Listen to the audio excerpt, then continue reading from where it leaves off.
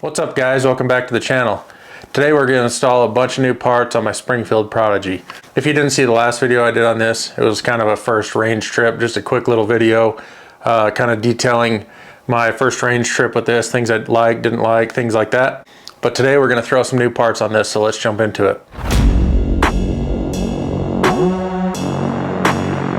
So as soon as the Prodigy was released, I was intrigued by it.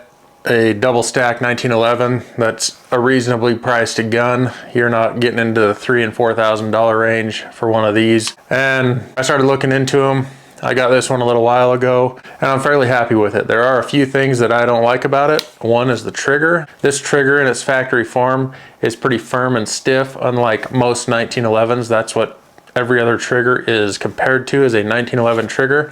And this is far from a good 1911 trigger. When I was at the range shooting with this trigger, you don't notice it as much when you're at the range shooting it versus when you're here dry firing it. Either way, it still is not what I would consider a good trigger. A few other things I mentioned in a previous video, my kind of first impressions video, was that I did not like the slide lock. That thing is way too recessed. I think pretty much everybody says that. That's way too recessed in for you to get a hold of it when you're shooting, and you have to break your grip to utilize that when you're shooting, unless you're using your offhand, which isn't typically how I do it. Another thing that's kind of a little uncomfortable is that mag release. I mean, it's okay, but I wish it was a little bit longer. But it's kind of an out of the box budget double stack 1911. This is an awesome option.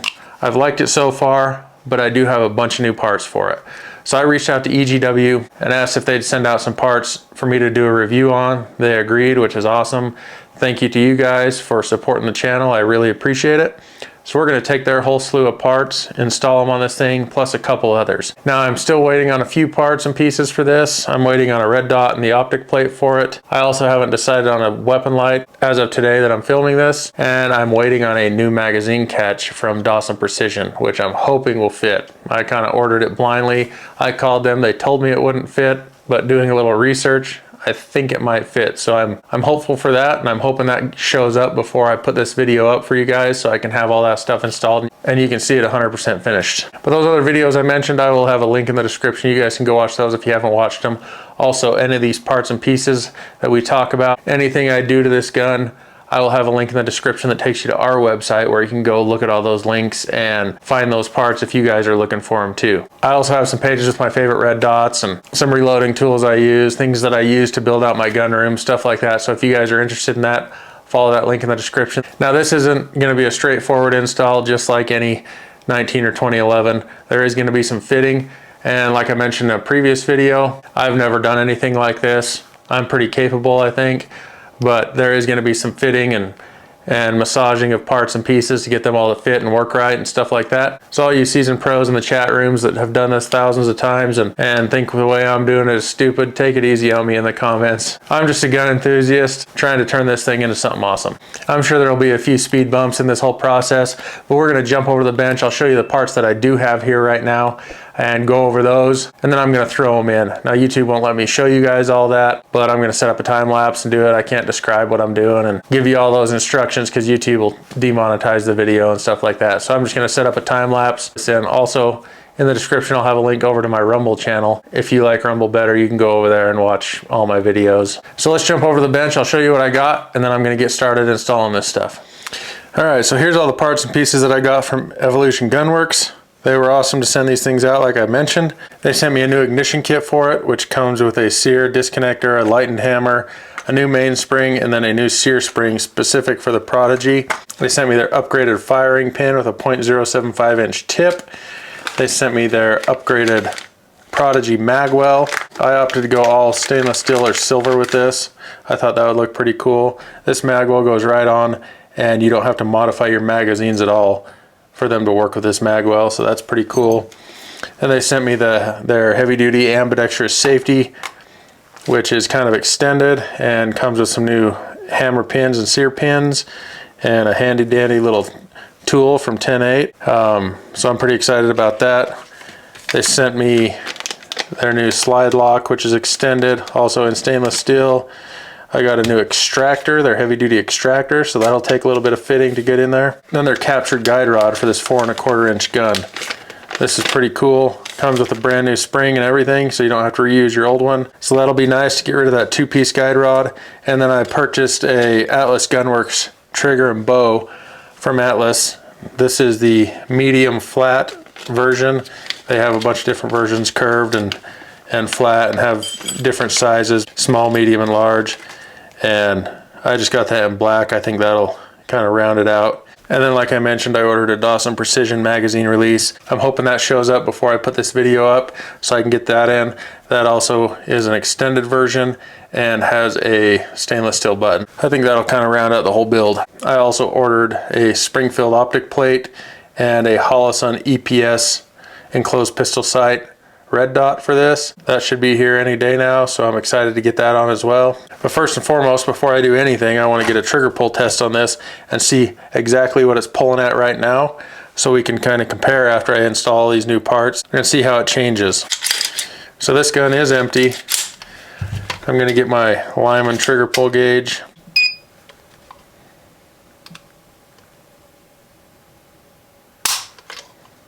.1 ounces.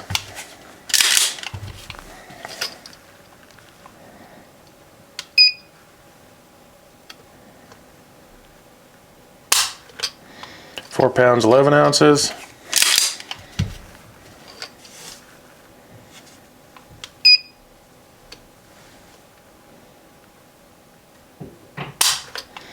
£5 pounds, 7 ounces. So that's an average pull weight of 5 pounds, 1.1 ounces. So just over 5 pounds.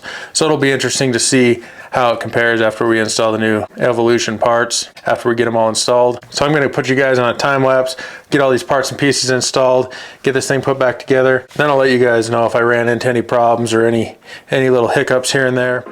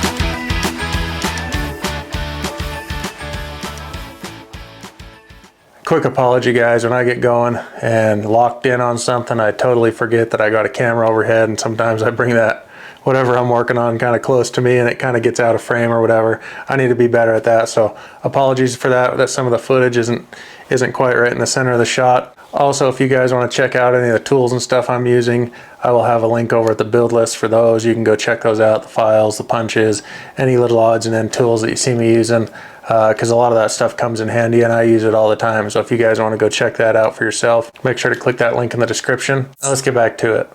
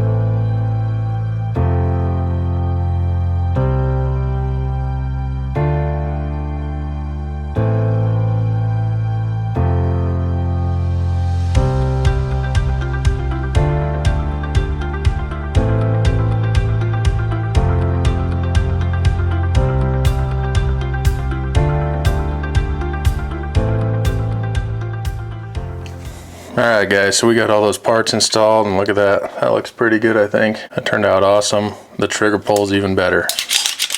That slide rack's a little easier. And then watch this trigger pull. There's the take up, which isn't much at all. Nice crisp brake, no over travel. Nice short reset. Ooh. That feels like a 1911 trigger now. Let's do another trigger pull test on this, see what has changed.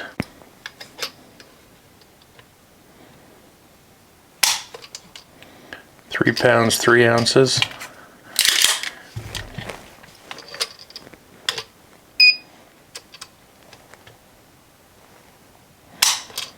£3 6 ounces.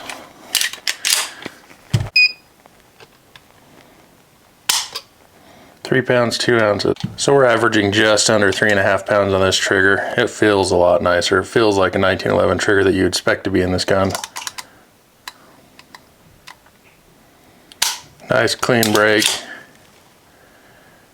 Short reset. It looks good to boot. So let's jump up off the bench, take a closer look at some of the other parts and pieces, and I'll go over a few things that I ran into when I was installing this stuff. And there was a couple parts that I couldn't use that wouldn't fit.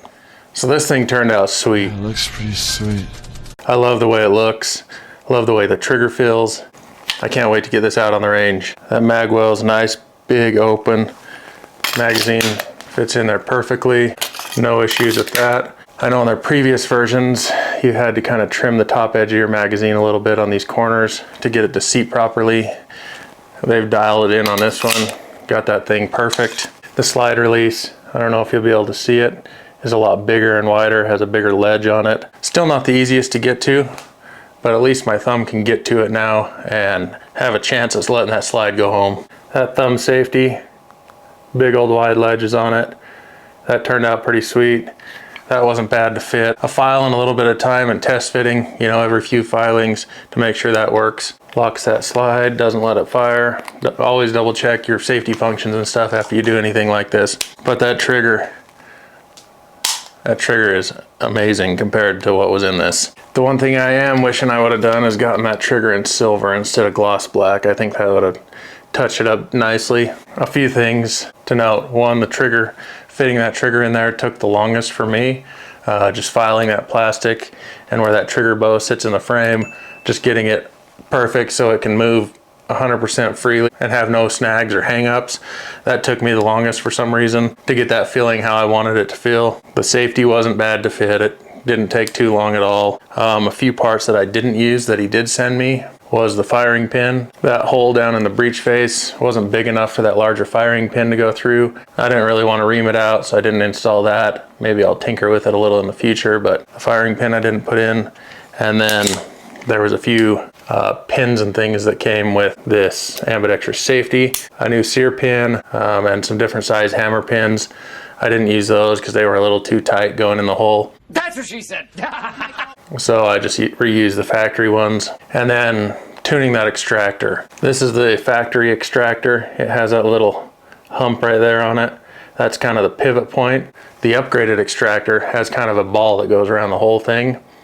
And I couldn't get that in with the optic cover plate on. I had to pull the optic cover plate off because that one screw on that side was sticking down too far to get that in. Once I got it tuned and in, to tune it you have to kind of tweak it and stuff like that. There's tons of videos out there on how to do that. But once I got it in, that screw went right back in. I didn't feel it bottom out on that, so it must have just been a clearance issue getting past that one point. I'll make sure and double check it once I get my optic plate and stuff like that and throw the optic on. Make sure I don't have any issues with that. And then I'm sure I'll have to tune the extractor a little more once I get to the range and get some actual ammunition in this, because I just had an empty case that I was kind of getting it dialed a little bit. But once I get out on the range, I'll make sure I get that thing tuned properly and with the right tension that I need.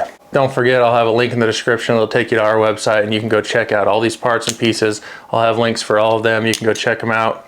The red dot did show up, but the plate is not here, so I can't put that on. And I'm still waiting on that extended mag release that I'm going to try out too.